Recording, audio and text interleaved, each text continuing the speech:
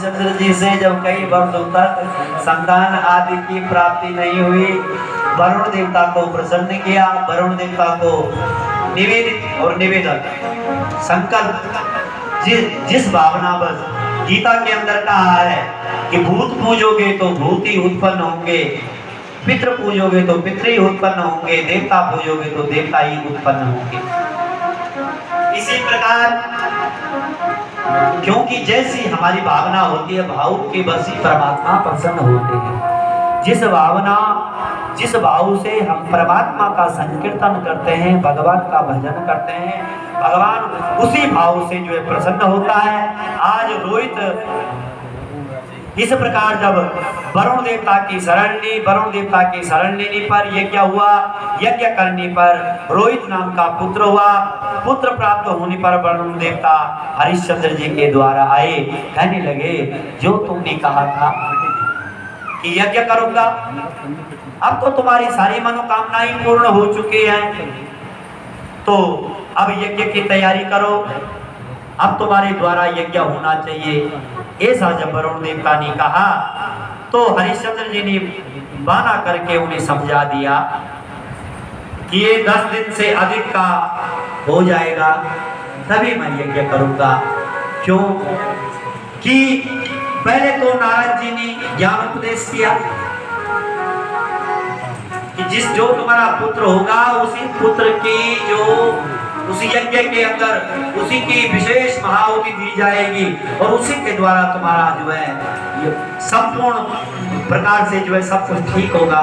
इस प्रकार परंतु जब जीव नवमास परायण होकर के जीव जब माँ के कोख के अंदर माँ के पेट में होता है तो जीव को सब कुछ पता लगता है, प्राणहीन है, कुछ बोल नहीं पाता। नरवों का वर्णन आदि आदि कथाओं के अंदर आपने सुना, जीव किस प्रकार मां के कोख में आता है। अनेकों ऐसे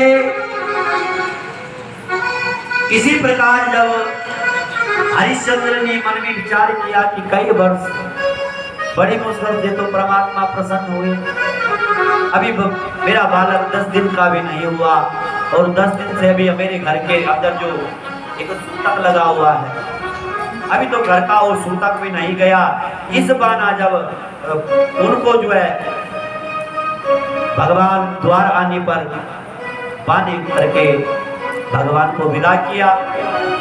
रोहित को जब इस बात का पता लगा, क्यों कि रोहित जी को जब क्योंकि पिता को पुत्र मोह हो गया था, क्योंकि मेरी माता सत्य माताओं जो संतान का जो मोह होता है ना, ये मोह जल्दी से नहीं जाता। क्योंकि जब संतान नहीं थी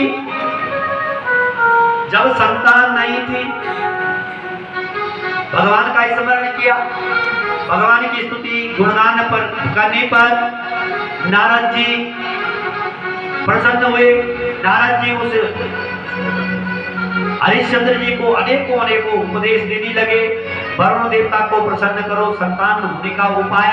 संतान होने के उपाय के बाद आज जब 10 दिन का पुत्र है, हरिश्चंद्र व्याकुल हैं, चिंतातुर हैं कि इकलौता ही बड़ी मुश्किल से तो मेरा बालक हुआ था, अब ये भी मेरे हाथ से चला जाएगा तो मेरा क्या होगा। ऐसा जब उन्होंने विचार किया, विचार मन ही मन में कर रहे थे, उधर रोहित जी को ये सारी बातें पता लगी कि वरुण देव ने मेरे पिता पर आक्रमण किया हुआ है।